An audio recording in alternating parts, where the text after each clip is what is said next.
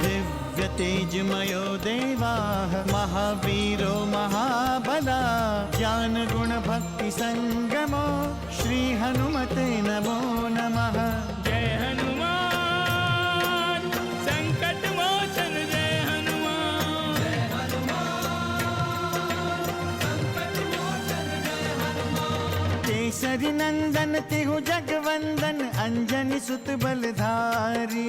केसरी नंदन तिहु जगवंदन अंजनी सुत बलधारी। संकट मोचन नाम तुम्हारा संकट मोचन नाम तुम्हारा हर संकट पे भारी। जय हनुमान संकट मोचन जय हनुमान। जय हनुमान संकट मोचन जय हनुमान। संकट उसके निकट न आवे ले जो शरण तुम्हारी। संकट उसके निकट न आवे ले जो शरण तुम्हारी। संकट मोचन नाम तुम्हारा संकट मोचन नाम तुम्हारा हर संकट पे भारी। जय हनुमान संकट मोचन जय हनुमान। जय हनुमान संकट मोचन जय हनुमान। हम शीघ्र चलते हैं। कहाँ चले गए थे मेरे लाल? कुमार से दूर जाने का मेरा भी मन नहीं कर रहा है। मैं अयोध्या का मार्ग नहीं जानता हूँ।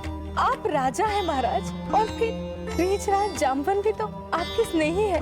अब तो हनुमान ही मेरे जीवन का आधार है। यदि वो हमारा साथ दे तो हम भ्राता बाली के अत्याचारों को समाप्त कर सकेंगे। दुष्ट सुग्रीव अब हनुमान का सहयोग लेना चाहता है।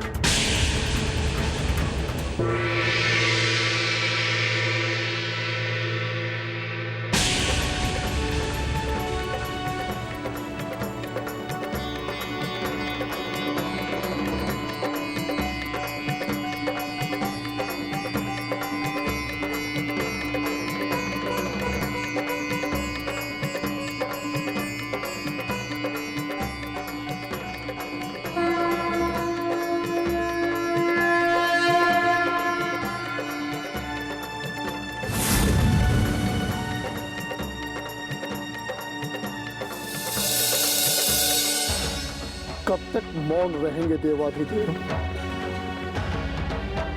भोलेनाथ बनकर कब तक अपने भक्त बाली को भ्रमित करते रहेंगे? कब तक हमारे संकटों को नकारते रहेंगे? कब तक मृत्यु के भय की छाया में जीता रहेगा किष्किंधा राज बाली? कब तक भोलेनाथ, कब तक?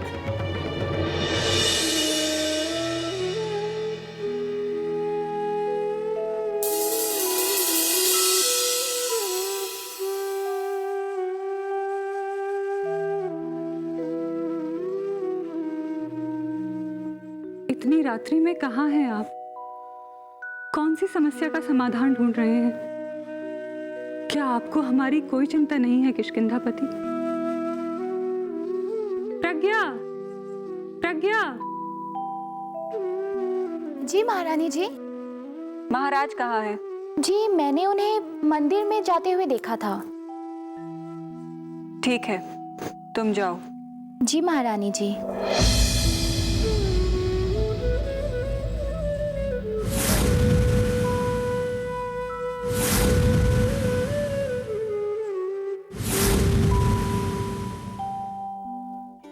क्या आप नहीं जानते कि आपका ही अंश मेरी मृत्यु का कारण बनने जा रहा है?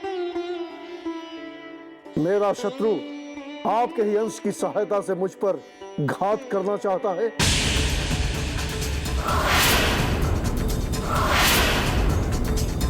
नहीं जानते आप? हमें कदापि नहीं मानते कि आप हनुमान के शक्तियों से अनजान हैं। आप भली भांति जानते हैं कि वो कुछ भी कर सकता है।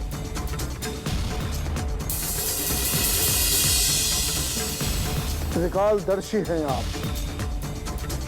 आप सब कुछ जानते हैं, सब कुछ। मैं आपके अंश का कोई अहित नहीं करूंगा। किंतु जिसके संकेत पर हनुमान मुझ पर मृत्युघात करने वाले हैं, उसे जीवित नहीं छोड़ूंगा महादेव।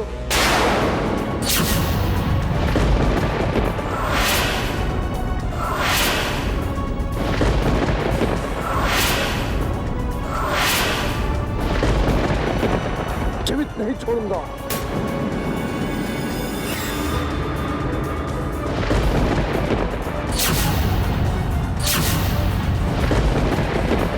ये मेरा अंतिम निर्णय है।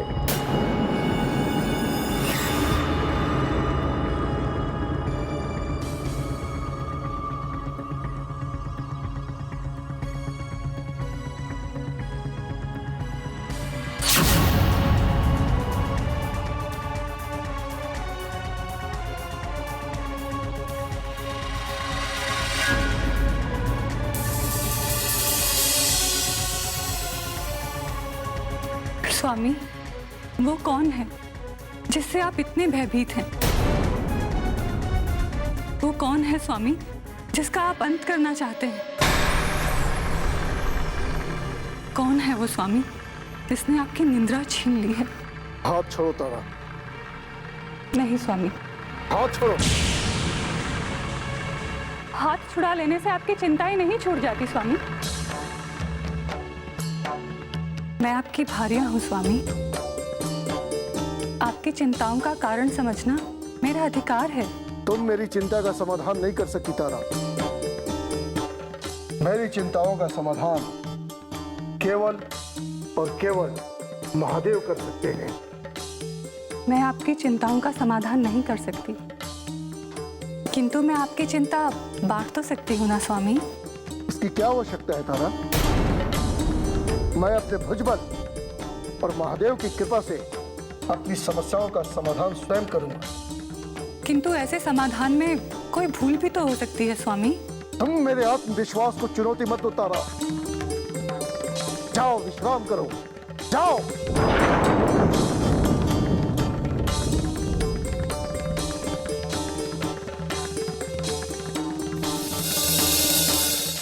संकट मोचन जय हनुमान। जाने दो मुझे।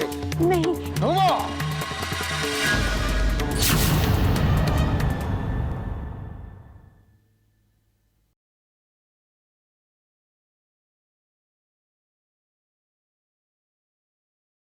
संकट मोचन जय हनुमान।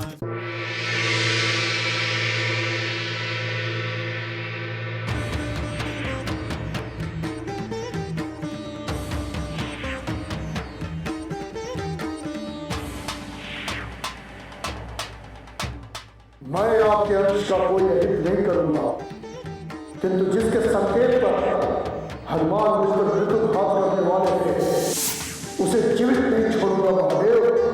जीवित नहीं छोड़ूंगा। जीवित नहीं छोड़ूंगा। कदापि नहीं छोड़ूंगा। ये मेरा अंतिम निर्णय है। ये मेरा अंतिम निर्णय है। ये मेरा अंतिम निर्णय है।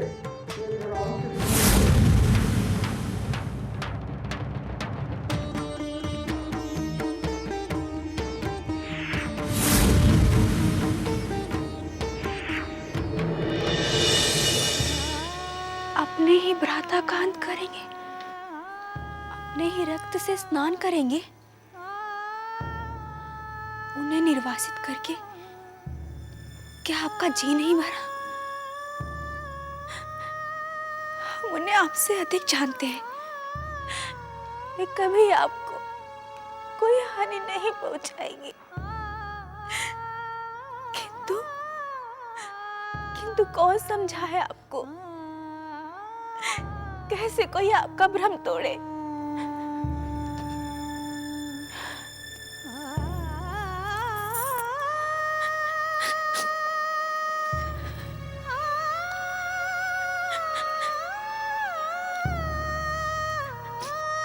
रोमा, रोमा,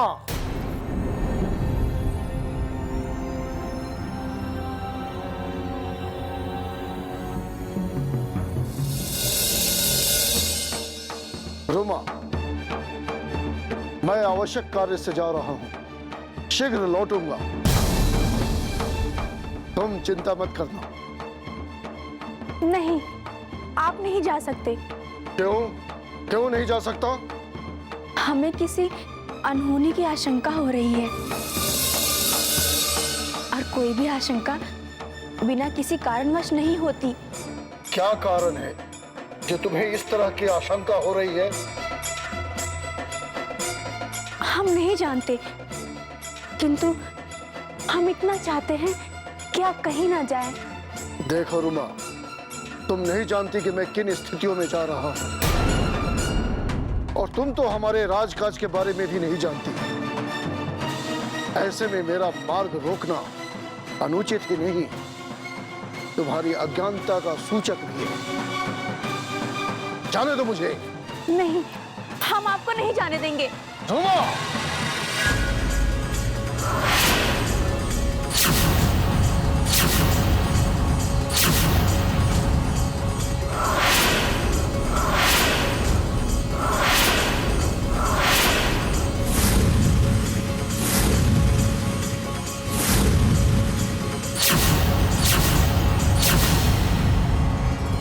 अनर्थ मत कीजिए स्वामी। जिस आवश्यक कार्य के लिए आप जा रहे हैं, वो आवश्यक कार्य आप नहीं कर सकते। वाली एक बार जो सोच लेता है, उसे अधूरा नहीं छोड़ता।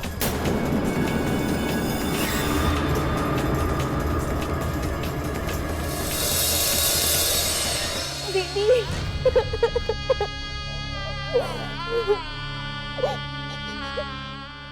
संकट मोचन जय हनुमान। आप इनकी बातों को कदापि अन्यथा न लें।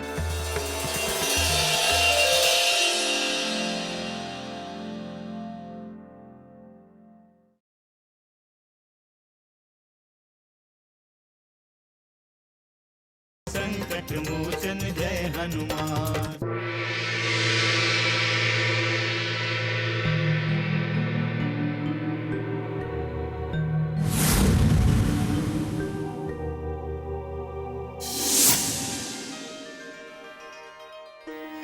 शिष्यों, इस संसार में किसी भी कार्य का एक विशेष समय होता है।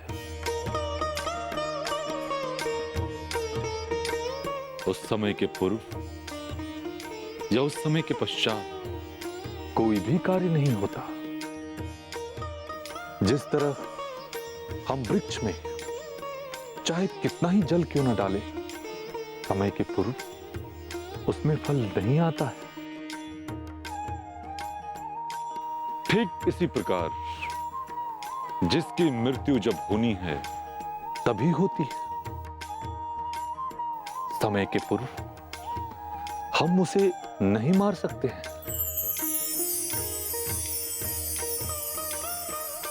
इस सत्य को समझने के लिए मैं तुम सभी को एक छोटी सी कथा सुनाता हूं। एक छोटी सी चिड़िया थी। वो अपने वृक्ष के कोपल में रहती थी, बहुत सुखी थी। एक दिन अचानक उसने काल को हंसता हुआ देखा। वो चिंतित हो गई, भयभीत हो गई। उसे ऐसा लगा कि काल उसका शिकार करने वाला है।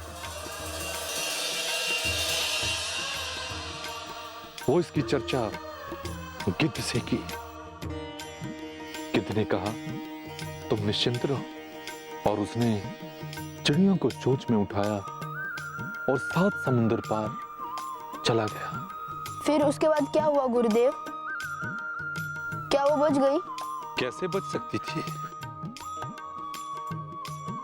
गिद्ध ने उसे 7 समुंदर पार एक अति सुरक्षित स्थान पर, एक वृक्ष के कोपल के अंदर रख दिया था। परंतु उस कोपल में पहले से ही एक सर्प था, और उसे अपना ग्रास समझकर खा गया। गिद्ध बहुत चिंतित और बहुत दुखी हो गया। अचानक उसने काल को देखा। वो काल फिर हंस रहा था। कितने पूछा, मैं समझ नहीं पा रहा हूं। आप वहां भी हंसे थे और यहां भी हंस रहे हैं। तो काल ने कहा इसकी मृत्यु 7 समंदर पार होनी थी। इसे मैंने अचानक यहां देखा तो मुझे हंसी आ गई। यदि सब कुछ निश्चित है तो हम चिंता क्यों करते हैं? हनुमान, इसका उत्तर अति सरल और अति सहज है। हम सभी एक दूसरे से किसी न किसी कारण संबंध बनाए हुए और उसी संबंध बस हम सभी का एक दूसरे से मोह होता है। और तनिक भी संकट हो तो हम तुरंत आशंकित हो जाते हैं और इन्हीं आशंकाओं के कारण हमें चिंता होती है।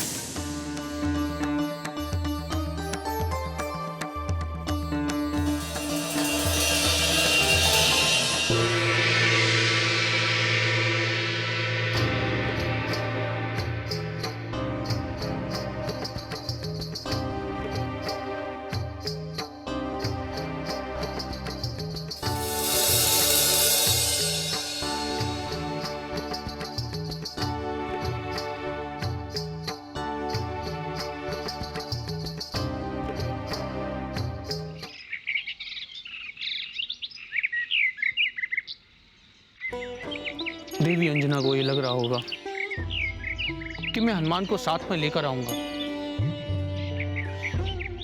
किंतु उन्हें क्या पता कि मैं यहाँ पंपापुर में बैठा हूँ। यथार्थ और ममता में बहुत अंतर है महाराज केसरी। देवी अंजनी की चिंता उनकी ममता है, जबकि हनुमान का श्री राम से मिलना एक यथार्थ है। हनुमान ऐसे स्थान पर हैं जहां उन्हें होना चाहिए और उचित समय पर वो स्वयं आ जाएंगे। मुझे इसमें कोई संदेह नहीं है ऋषराज जामवंत, किंतु मैं हनुमान की माता को कैसे समझाऊंगा? मैंने उनसे कहा था कि हनुमान साक्षात श्री राम के पास है, उसकी चिंता करने का कोई अर्थ है ही नहीं, किंतु उन्होंने हट किया। महाराज केसरी, ऋक्षराज बड़े दूरदर्शी हैं। इनका कहा कभी असत्य नहीं होता। संकट मोचन जय हनुमान। आप इनकी बातों को कदापि अन्यथा न लें।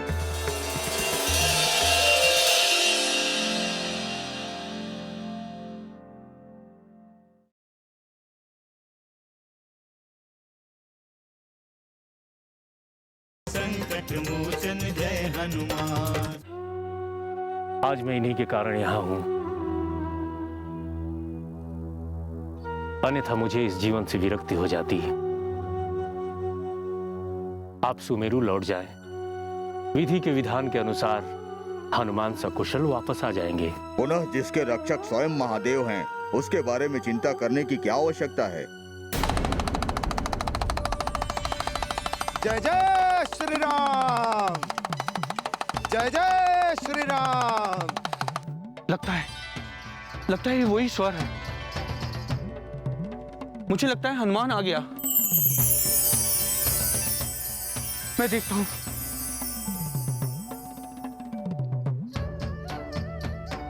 जय जय श्री राम, जय जय श्री राम, जय जय श्री राम, जय श्री राम, जय श्री राम, जय जय राम, जय जय श्री राम, जय श्री राम, जय श्री राम, जय श्री राम, जय जय राम, जय श्री राम, जय श्री राम, जय श्री राम, जय जय राम, जय श्री राम, जय श्री राम, जय श्री राम, जय। ये मदारी तो वही है,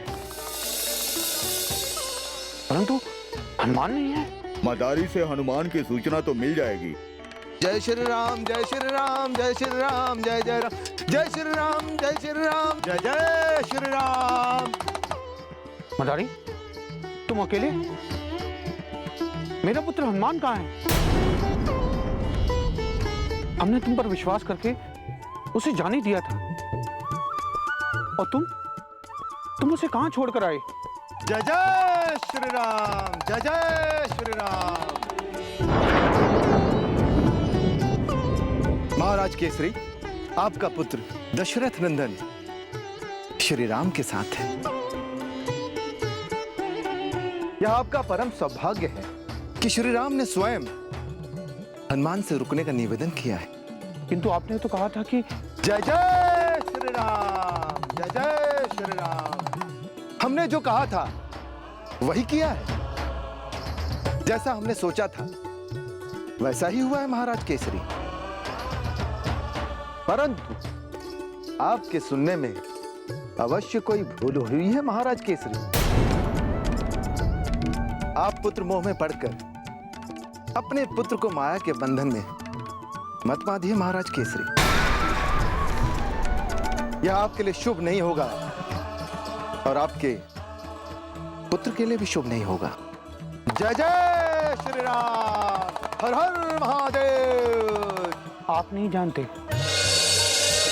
हनुमान की माता उसे अपनी आंखों से एक पल के लिए भी दूर नहीं जाने देती।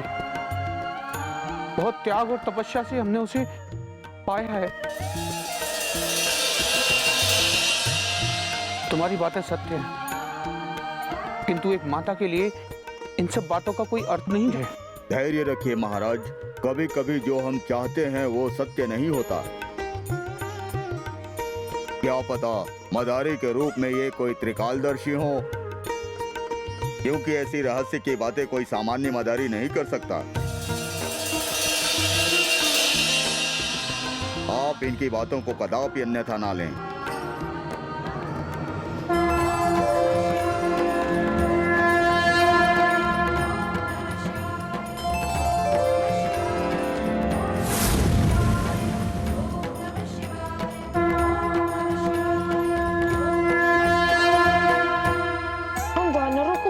कितनी होती है, आप तो कितने ज्ञानी हैं। हनुमान जय हनुमान, असुर निकंदन जय हनुमान। मनोजवं मारुततुल्यवेगं, जितेन्द्रियं बुद्धिमतां वरिष्ठं, वातात्मजं वानरयूथमुख्यं, श्रीरामदूतं शरणं प्रपद्ये।